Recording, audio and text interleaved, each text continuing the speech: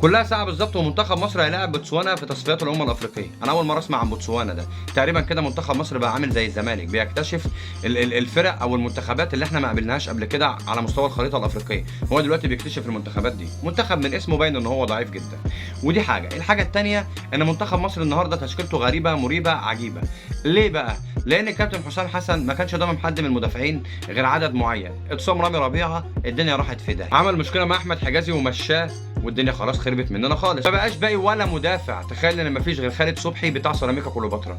خالد صبحي بتاع سيراميكا كليوباترا اللي هو حسام حسن ضمه، وانت عندك اصلا اتنين مدافعين في زد، محمد اسماعيل ومصطفى العش، الاتنين جامدين جدا. مالناش دعوه، حسام حسن يعمل اللي هو عايزه. ودي حاجه تانية كمان ان هو مخلي حمدي فتحي يلعب مدافع. يعني تخيل يا جدع، حمدي فتحي اللي هو اصلا انت بتفقد خدماته في نص الملعب، احسن نص ملعب عندك في المنتخب، انت بتخليه يلعب مدافع علشان انت بتنقي اللعيبه في مصر على حسابك. تعال نقول التشكيله مع بعض، لان رامي ربيعه اتعافى من الاصابه تقريبا وهيلعب الماتش ده، فهنقول التشكيله الحلوه كده. كل ما اجي اقول لك على تشكيله في اي ماتش سواء للمنتخب او للنادي الاهلي، لازم تفتكر كده ان انا اصلا تربيه بيب جوارديولا، مصطفى بيب جوارديولا حفيد انشيلوتي السادس عشر. خد التشكيله مني بقى: محمد الشناوي حارس مرمى، محمد هاني باك يمين او عكاك يمين على حسب، عندك بقى باك شمال محمد حمدي اللي هو بتاع بيراميدز، ده على الله حكايته خالص دفاعيا وهجوميا وبيبقى نقطه ضعف. عندك رامي ربيعه المصاب اللي هو كان مصاب ودلوقتي ما بقاش مصاب. عندك خالد صبحي استنى يا صبحي.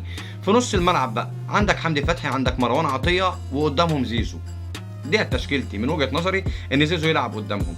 عندك بقى الثلاثه اللي قدام، عندك جناحين، الجناح الاولاني او الورك الاولاني محمد صلاح حفيد حتشبسوت. الورك الثاني او الجناح الثاني عندك تريزيجيه او مرموش، عادي ممكن تبدل فيهم، الاثنين بيلعبوا حلو جدا، اي واحد فيهم يبدا يعني، والاثنين ما بيبخلوش بالعطاء والمجهود العظيم اللي بيقدموه. محمد صلاح لو بخيل شويه دول بيكملوا البخله اللي عنده وبيقضوها يعني. مصطفى محمد هو المهاجم. دي افضل تشكيله للمنتخب. لو عندك وجهه نظر او عندك تشكيله تانية قولها لي في الكومنتات وابهرني. بص طلع روح حسام حسن الغليظه من جواك وقول لي تشكيلتك في الكومنتات، وانا هتقبلها او مش هشوفها او هشوفها على حسب.